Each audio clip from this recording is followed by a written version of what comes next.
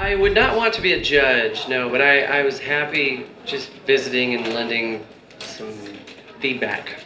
I liked it. Me personally, I felt like I wasn't being filmed that day because the cameras were far enough away. I could really spend some time hanging out and have a good time. I do. We've been talking back and forth about having him come down and do some writing and jamming, and I think it'll work out. Yeah. I mean, I guess he has to go to work, you know? That's what we all have to do.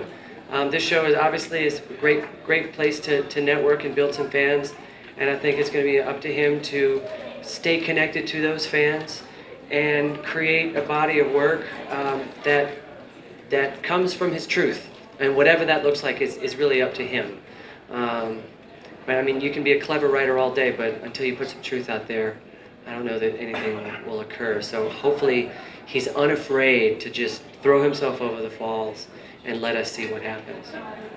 Not yet, but I have used the term throw yourself over the falls. Because I want to see that. You know, I don't want to see him like, you know, waiting for the next moment, because sometimes this is the only moment. And, you know, it's taken me 12, 15 years to learn that. And I'd love to pass that on and not have him waste too much time. This album shows growth by the ability to scale it down. I wrote and recorded all the material with these 4 fabulous musicians over here. You guys can come up here for a sec if you like. This is Raining Jane. They were on stage with me just now. We wrote and recorded, and tonight was the first time we ever played our single, ever. Love Someone, which we just played. So we've been working together for the last 7 years, and about a year ago we decided we'd just go all in and make an album together. And the new album is stripped down. It's just the 5 of us, mostly acoustic, but Mona here packs a mean percussive groove. So it's perhaps my grooviest record yet. And having the ability to scale down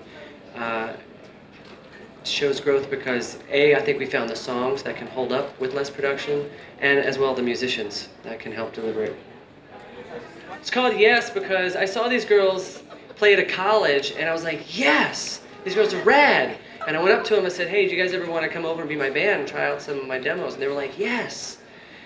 And then last year we wrote to my manager and said, hey, we want to make an album together. And he said, yes. And then Atlantic Records said, yes. And then Mike Mogus wanted to produce it and we said, yes. And we realized that yes is what propels creativity. It's what gets you to the next level. If anyone ever says no in an improv, the scene is over. And so luckily we haven't said no yet, and here we are today. Yes, Raining Jane and I are hitting the road, I believe, in August. We're going to be all across the US and Europe and Asia and Australia.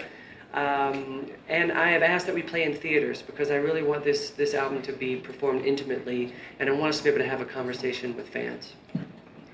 To the artists that get no at first, well, no just means not right now. You know, no, it doesn't mean, I mean, you ask, when a little kid says, can I have a cookie? You say no, and then the kid says, well, how about now? You know, we all have to keep that. We have to remember that no means not right now. All right. Thanks for your time. This was a lot of fun.